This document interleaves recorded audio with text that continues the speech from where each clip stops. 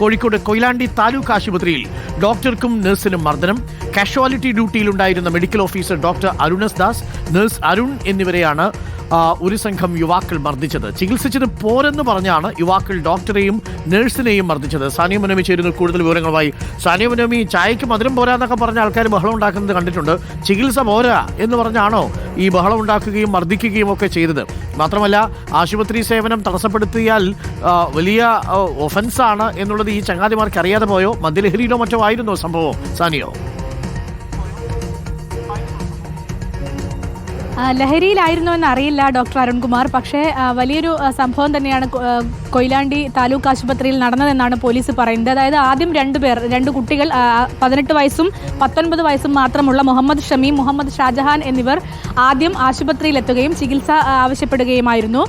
ശേഷം അവരെ പരിശോധിച്ച് വലിയ അസുഖങ്ങളൊന്നുമില്ല എന്ന് കണ്ടപ്പോൾ ഡോക്ടറും നഴ്സും പോയിക്കൊള്ളാൻ പറഞ്ഞു. പക്ഷെ ചികിത്സിച്ചത് പോരാ എന്ന് പറഞ്ഞുകൊണ്ട് ഇവർ അവിടെ ബഹളമുണ്ടാക്കി. പിന്നീട് കുറച്ച് കൂട്ടുകാരെയും കൂട്ടി വന്ന് വീണ്ടും ബഹളമുണ്ടാക്കുകയും ഡോക്ടർമാരെ കയ്യേറ്റം ചെയ്യാൻ ശ്രമിക്കുകയും ചെയ്യുകയായിരുന്നു.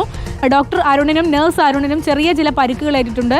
ഇന്നലെ തന്നെ അവരെ ആശുപത്രിയിൽ തന്നെ വെച്ച് ചികിത്സിക്കുന്ന സാഹചര്യവും ഉണ്ടായി. ഏതായാലും ഈ പ്രതികൾ 3 പേരും ഇപ്പോൾ കൊയിലാണ്ടി പോലീസിന്റെ കസ്റ്റഡിയിലാണ് ഉള്ളത്. ഉടൻ തന്നെ അറസ്റ്റ് രേഖപ്പെടുത്തുമെന്നും പോലീസ് പറഞ്ഞിട്ടുണ്ട്. വിഷയത്തിൽ സ്റ്റാഫ് കൗൺസിൽ അടക്കം ഇന്നലെ വലിയ പ്രതിഷേധം രേഖപ്പെടുത്തുന്ന ഒരു സാഹചര്യവും ഉണ്ടായിരുന്നു. ഇന്നലെ രാത്രി 10:30-ക്ക് ശേഷമാണ് ഈ സംഭവം ഉണ്ടായത്.